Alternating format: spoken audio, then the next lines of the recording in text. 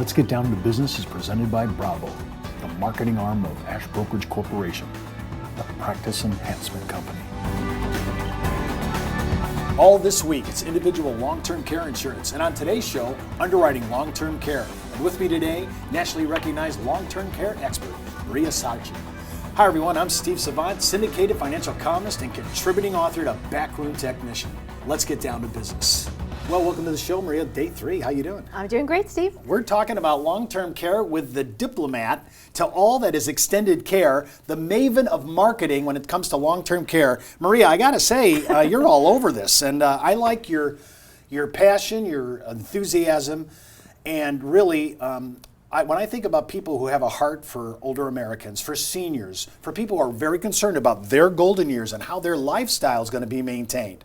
We want to enjoy it. If we're going to live longer, I want to enjoy it. Absolutely. When I look at this, I mean, this is why I keep envisioning, I'm hoping, assisted care living for Steve. That's what I'm hoping for, and have the little angels drop in and take care of my wife and I, and that's what I'm looking for. And I'm going to live off Tupperware on my meals. I'm just having it all pre-done and just. You've given us a lot of thought. I can see. So I'm down the road you cannot believe. I want to talk a little bit about underwriting though, because I'm a life guy. I confess it. 30-year veteran on mortality, right? You name the mortality issues, I can address it. But when I talk about underwriting morbidity, right, it seems like we just hit the wall. And there's so many things I have to address. I think when I hear you speak, and I saw you on that show we did previously, that underwriting isn't anywhere near the boogeyman that I've made it out to be. It is not. The best way that I can try to explain it is to say, when you're talking to a client about care planning, if there's any sight at all that the individual's having difficulty with any of their activities of daily living, that chances are they're not going to be able to qualify. It is heartbreaking. For no better word, it's heartbreaking when you sit down with somebody who wants this protection so badly, but they can't qualify. And the reason why they want it badly is because they know they're going to need it. Or they're right on the edge of doing this right now. Yes. Now, when you talk about that, what age group is that group that's like on the cusp, right on the fence there? For receiving care? Yeah, well, I want to buy it because I don't have it, but I'm now noticing that I'm starting to have issues. That little space in time, is that 70? It's around 70. It is. It's right at around age 70 where I see that happen the most. So the younger we are, chances are the easier it will be to qualify for this type of coverage. The older we are, the chances are that we're taking more medication or already down a track where we might need care someday. So it is so vital and so crucial that if you're going to give your client the gift of empowerment to plan for this kind of coverage, that you cover pre-screening, that you talk about insurability up front. And it does not have to be the big bad topic to cover. One of the best ways that I know to try to approach the underwriting or insurability component is to find out what kind of medications the client is taking. That simple question can set us down the right track right off the bat. So that's a big tip-off. It is, absolutely. Okay, so I just saw this article, I can't remember where I saw it, but they were writing on long-term care, and this gentleman got it at 40 years age. And now I have to say, when I first saw the article, I was like, that's kind of young to get long-term care and already start committing to the premiums. But his family history had a disposition for a certain disease that was in their family. And because of that disease, it was crippling in their late 60s and on until they died. And he figured he was going to get in front of the curve while he was still healthy and young and get the premium down. Is that worth looking at? Which is, I have family dispositions to certain diseases, and I have history, big history with my family at least, with nursing home care. Yes. What's the downside? What's the downside if... Well, I'm paying premiums. That's always going to be the downside. But think about the trade-off if you're paying premiums for 10 years sooner than you would normally have done, as opposed to having a care event, which can cost 3-4 times as much as the premium. So we have to help folks to think about it that way, to really think about, what am I going to do today? And looking at it at 40, 45, 50, there's no downside to doing the research and the homework. There's no downside to getting the education so that you can make that great decision. Now, when we look at underwriting, I think of Steve's and his mortality, super preferred plus, preferred non-smoker, standard plus. We're not quite here. It's not the same. No, there Talk really a little isn't. about the classifications. So essentially there are 3. You have a preferred rate, there's a standard rate, and then there's a substandard rate. And 99% of the time, as I sit with advisors and their clients, it's that middle of the road, the standard rate that we're starting at. It's not very easy to qualify for preferred risk class. And if the client should go through underwriting and they are approved for preferred, that's a great news story to share after the fact. But there's so much worse that could happen if you start at preferred and then come out of the underwriting process at a standard risk class, which is where I have seen the norm. Okay, so if we're going to propose, if we're going to be an advisor here, and we're going to look at this number, we've collected the data, we've done our pre-screening for underwriting, we should be quoting standard, never preferred.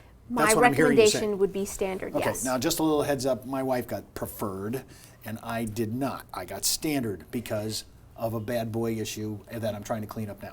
So I just want to, when I'm looking at that, I've noticed that they don't give you underwriting credits. I was kind of hoping to get some underwriting credits from my wife, bled over to my, they didn't go for You that. are a life guy, Steve. Yes, I know. I'm thinking like a mortality merchant. I know.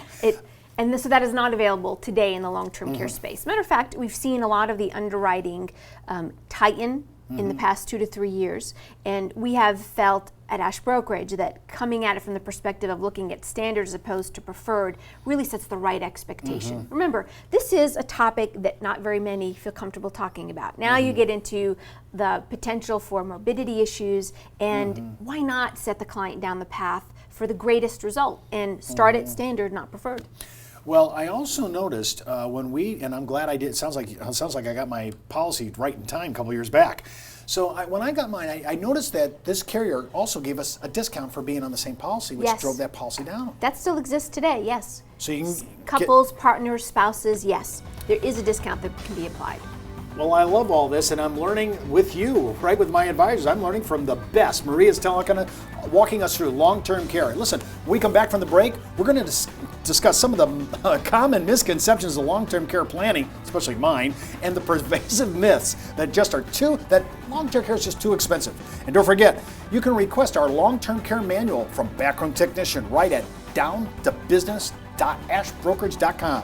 Or just sign up for our 30-day free trial offer at Backroom Technician at brtnow.com/trialsignup.aspx. We'll be right back right after the break. Take a close look at your hard-earned dollar. How do you think your money's doing? Are you keeping an eye on it? Is it protected from taxes, inflation, and market risk? Over time, those Washingtons could become Franklins. With tax-advantaged indexed universal life, from one of the largest distributors of indexed universal life, Ash Brokerage. Well, welcome back. I'm Steve Savant with Maria Sarchi, and remember, you can watch all our episodes of Let's Get Down to Business, including my weekly consumer show, Steve Savant's Money, the name of the game, right at ashbrokerage.com. Just go out to our site, click on the show logo right on our homepage. It'll take you right out to the shows and all our archives. And just a heads up, before moving forward with any of the ideas you hear on our show, always consult your tax advisor, your legal counsel, as well as your broker-dealer compliance officer. We always want to salute our broker-dealer, yes. Hey, well, let's get down to business. We're talking about common misconceptions of long-term care. Probably I should name this segment Steve's Common Misconceptions of Long-Term Care Planning, including the pervasive myth, it's just too expensive. Yes. Now, I'm just going to, little testimony here. I was ready for just too expensive. I went through the underwriting process. As I've said before in the last segment, my wife got preferred, I got standard. It really ticked me off, but what can I say? And I asked for a gift, and I still didn't get it. I asked for a underwriting gift because of our IMO, and I still didn't get it. So, but what I did get, and I was surprised, was I thought the premiums were going to be way higher. I have to tell you, I was surprised. We came in at a way better number. I was about 1,200 to 1,400 lower than I thought we were going to be. Well, I'll share this with you, Steve. Most often, when individuals come to me and say this is going to be too expensive, it's because they have a preconceived notion of what that premium will be because they're talking to the neighbor, to the friend down the street, and most of the times they're 2-3 times higher in premium than what the reality really is. So important for homework to be done, so important for folks to go out to the market and take a look at what those premiums are. And I will always give someone this as food for thought. If you believe that $3,000 a year in an average premium is too costly, let's talk about where the $6,000 a month in potential long-term care expenses would come from. How would you pay for it? $6,000 a month versus $3,000 a year. Now, I'm not trying to say by any means that $3,000 a year is going to be the premium for everybody, or that $6,000 a month will be everybody's cost. But that is the type of thinking we have to encourage consumers to do so that they can make the right choice. You don't have to buy a long-term care protection plan and have it cover every last dollar. Matter of fact, most of the folks I talk to have done a really good job of putting some money aside to plan ahead for that rainy day. Well, let's talk about that for a second, though, guy. You know, because the myth is, and we had Bob Ritter on our show, and we were talking about long-term care in regards to, well, why don't I just self-insure? Yes. You know, why don't I have money reserves, I have cash reserves. Yep. Why don't I self-insure? And that segment, if you want that segment, I'll give it to you. Just ask me at steve.savant@ashbrokerage.com, and I'll send you the whole video. It's really excellent. Bob did a great job. Bob proved by math on Innsmark, of course, and Wealthy and Wise, his software that's the #1 producer software in the United States. He proved time and again that out-of-pocket was not the economical leverage way to go. And he convinced not only me on the air, but we have people responding to that saying, wow, I did not see the math coming the way he explained it. So a lot of people, when I come in there, I say, well, I'll just self-insure. I'm not going to buy the policy. I have enough cash reserves to play. Yep. Well, my response to somebody who's going down the path of self-insure, quite honestly, is to applaud them. They're thinking about it, right? Mm-hmm. All that we're talking about here is planning ahead. So if somebody's already taken the means to put some money aside and self-insure, applaud them. They're in the right frame of mind. What these protection policies will do is show them how that money that they set aside to self-insure can be put to use and grown and leveraged so that if they had $3,000 aside, it could turn into $6,000 or $9,000. I mean, that's pretty profound. You know, and let me say this, and I don't mean to be a downer in this part of the segment, but honestly, most people that tell me that they're self-insured, by the time we get to their retirement model, they are not parking $400,000 to $500,000 for long-term care on a cash reserve basis. And I try to deal I don't deal in the idyllic, I deal in reality and the pragmatic. So I just want to say, if we're going to be a myth-buster segment we're talking about today, I hear a lot of people talk about what I would call financial ideology, like buy term, invest the difference, but they don't. I see people, I'm going to self-insure, but they don't. See, I look at reality. The hardcore reality is we're laying down some premium dollars for, in my view now, as a baby boomer knowing we're going to be living longer, an eventuality, at the very least, assisted living. So I don't want you to have to drink my Kool-Aid, but I think but a lot of people also say, well, I don't have to worry about that, Steve, because I have Medicare and Medicaid. Yeah, let's talk about that. Yeah. So Medicare, truly designed for the short term. As a matter of fact, the most that it will cover is about 100 days, and prior hospitalization is required. You'll see the first 20 days covered at 100%, and then for the remaining 80 days, the individual, it's more like a cost share, so the individual has to come up with a percentage of the funds, and then Medicare will pick up the rest. It's not designed for the long term. And remember, when we talk about the definition of long-term care, it's having an event that will last longer than 90 days. Medicaid, completely separate topic. I had a person come to me, and I would say they were pretty well off. I don't say wealthy, I don't want to say affluent, but they were well off. And I asked them to visit a state facility, state-run facility, and then come back and tell me if he wanted to do it. One visit, think about this, one visit, and he came back and we wrote an application. Why? Because there's the idyllic versus reality. That's right. Once you see the pragmatic issue, Medicare, Medicaid, I'm thankful for it. It's a great government program. It helps people who can't help themselves. I'm all over that. But at the same time, I want you to I don't want people who have money that really want to be good stewards of their finances and sit there and say, I'm just going to self-insure and let the government pick it up from Medicaid, when if you visit one of those facilities, you may change your mind. And again, I don't want to be negative in that regard, but I think you need to look at things in their reality. You know, I'm thinking, when I'm trying to put together all the possibilities of why I won't do this, the math to me is so overwhelming. If you believe you're going to be living longer, if you're going to believe you're going to be on a Smucker's jar celebrating your 100th birthday, you need to be looking at least at the minimum assisted living.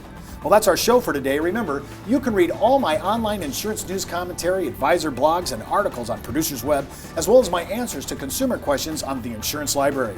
And don't forget, you can view all our past episodes on our on-demand section located at downtobusiness.ashbrokerage.com. And you can follow me, Twitter, Facebook, LinkedIn, or just email me, steve.savant@ashbrokerage.com. And remember, you could be wiser as an Ash Brokerage advisor. I'm Steve Savant. See you tomorrow.